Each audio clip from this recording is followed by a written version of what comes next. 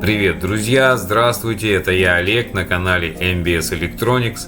Меня спрашивают в комментариях, почему так долго нет видео, куда я пропал, все ли со мной хорошо.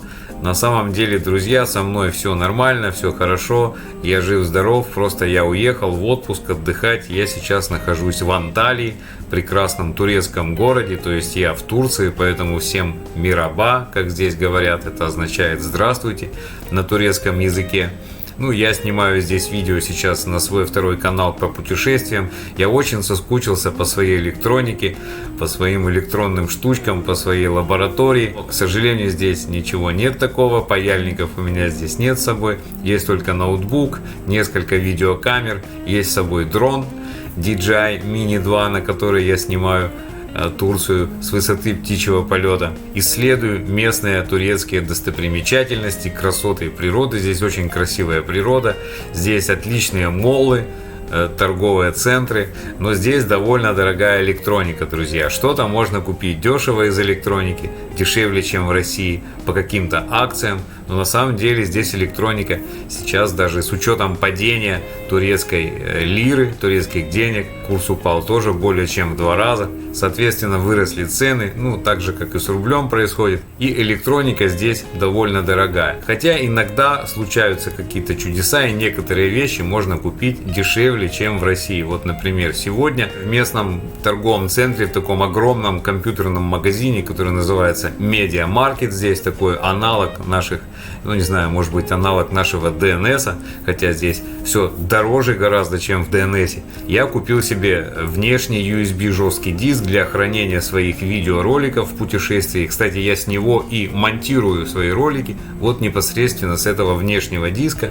Как это я делаю, я расскажу в следующем видео, друзья. Вот сегодня я хочу сделать его обзор. Это жесткий диск Seagate One Touch емкостью 5 терабайт. Цена его здесь, в Анталии, по акции в торговом центре была около 7000 рублей. Немного менее 7000 рублей, где-то 6990, как-то так я посчитал примерно. В России он стоит немного дороже, но тем не менее это один из самых недорогих вот таких накопителей на 5 терабайт. И у меня к нему были вопросы. Как эти вопросы решил, я расскажу сейчас в этом видео.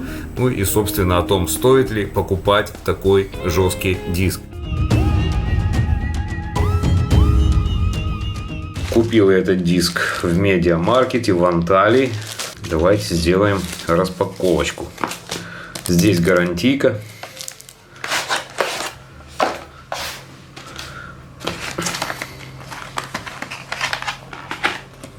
Он довольно тяжелый. К сожалению, измерить его вес я не могу здесь в гостинице. У меня нет весов.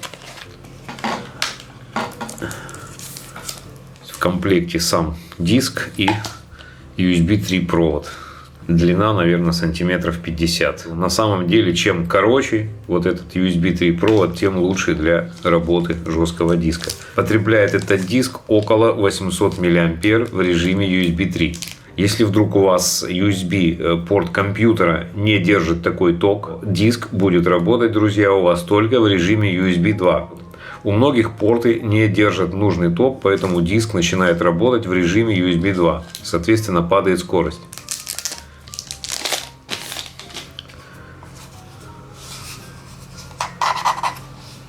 Корпус у нас пластиковый. Давайте посмотрим, что здесь написано. Эта крышечка на ощупь похожа на металл. Я подозреваю, что это тоже пластик. Светодиод индикации работы. Больше ничего. Вот такой кирпичик. Увесистый пластиковый кирпичик, друзья.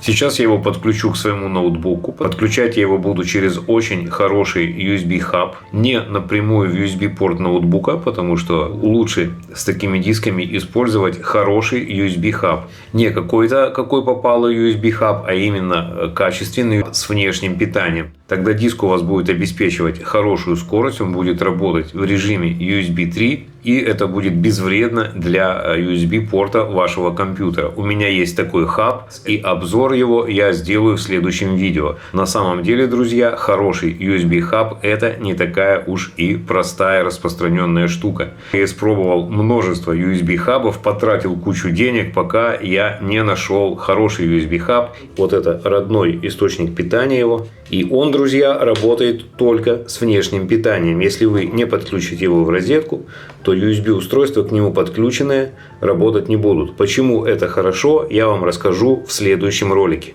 Подключаем жесткий диск к USB-хабу. И хаб я подключу сейчас к своему компьютеру. И мы посмотрим, как будет работать этот диск жесткий. Я еще не знаю, как он работает, какая у него скорость. Посмотрим, измерим. Блок питания хаба я включаю в сеть 220 вольт. Здесь в Турции 220 вольт, точно так же, как и в России. Сейчас в USB 3 порт компьютера у меня подключен этот USB 3 хаб с внешним питанием.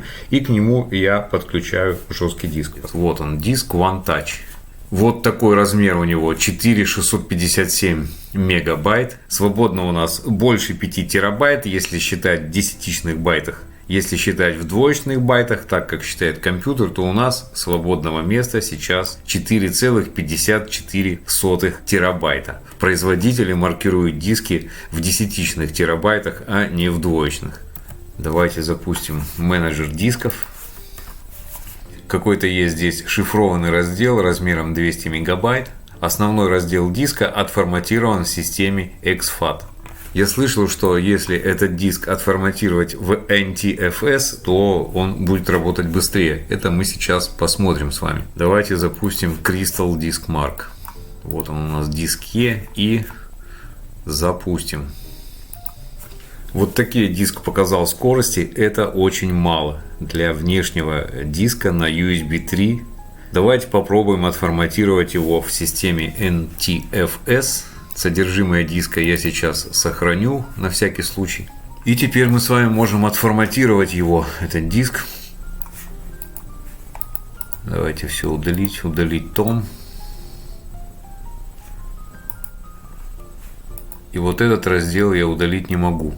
Как видим, друзья, с этим шифрованным разделом средствами винды сделать ничего нельзя. Нажимаем на правую кнопку, и мы его не можем удалить, мы его не можем отформатировать. Вот он есть, и все. Удалить этот раздел можно с помощью сторонних программ типа Acronis. Ну, я пока трогать его не буду. Давайте просто вот здесь создадим новый раздел, простой том, и отформатируем его в NTFS.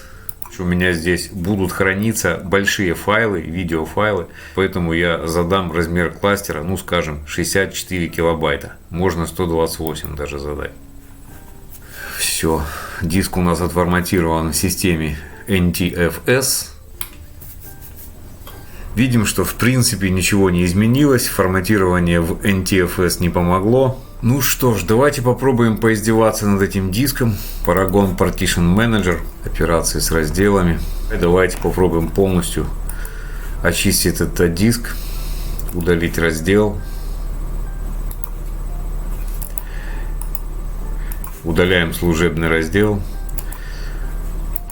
Все, теперь мы имеем доступ ко всему пространству на этом диске. Давайте создадим здесь раздел, новый том, пусть будет NTFS. Давайте введем метку Seagate. Seagate. Букву диска сделаем ему любую. Да. Применяем все операции. Да.